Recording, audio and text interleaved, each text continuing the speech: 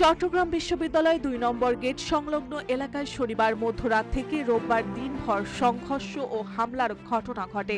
দেশীয় অস্ত্র, লাঠিসোঁটা ও হেলমেট পরা মুখোশধারী হামলাকারীরা শিক্ষার্থীদের ওপর নির্মমভাবে আক্রমণ চালায়। পরিস্থিতি নিয়ন্ত্রণের বাইরে যাওয়ায় বিশ্ববিদ্যালয় ও আশেপাশের এলাকায় ১৪৪ ধারা জারি করা হয় এবং সব পরীক্ষা স্থগিত করা হয়েছে।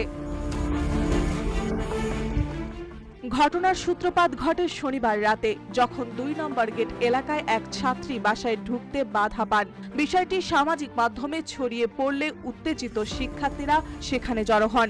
এরপর স্থানীয়দের সঙ্গে সংঘর্ষ ও উভয় পক্ষের মধ্যে দফায় দফায় ধাওয়া, পাল্টা ধাওয়া ও সংঘর্ষ শুরু হয়। রাতের অন্ধকারে বিদ্যুৎ চলে যাওয়ায় হামলার চিত্র আরও ভয়ঙ্কর হয়ে ওঠে। নিষিদ্ধ ঘোষিত ছাত্রলীগের কিছু নেতাকর্মী হেলমেট ও মুখোশ পরে শিক্ষার্থীদের ওপর আক্রমণ চালায়। ছাদ, ধানক্ষেত ও বাড়িতে আশ্রয় নেওয়া শিক্ষার্থীদের বের করে পেটানো হয়। কেউ কেউ ৩ তলা ছাদ থেকে ফেলে দেওয়া হয়। বিশ্ববিদ্যালয়ের উপাচার্য ও প্রক্টর সহ কর্মকর্তারা পরিস্থিতি শান্ত করার চেষ্টা করলেও তারা নিজেও আহত হন।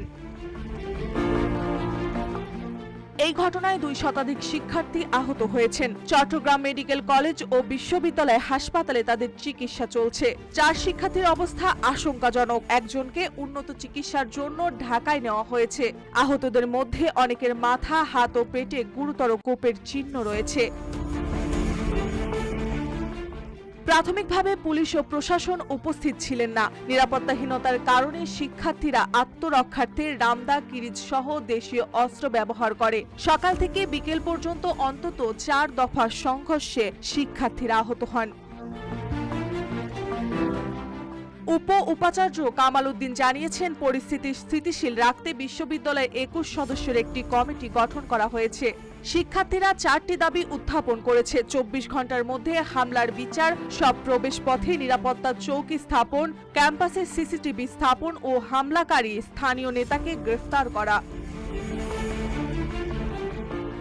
শিক্ষার্থীরা অভিযোগ করেছেন, প্রশাসনের নীরবতা ও অসহযোগিতার কারণে ২ শতাধিক শিক্ষার্থী অকাতরে আহত হয়েছেন। বর্তমানে ক্যাম্পাসের শান্তি বজায় রাখতেও শিক্ষার্থীদের নিরাপত্তা এবং হামলার সুষ্ঠু তদন্ত এখনও সর্বাধিক গুরুত্বপূর্ণ।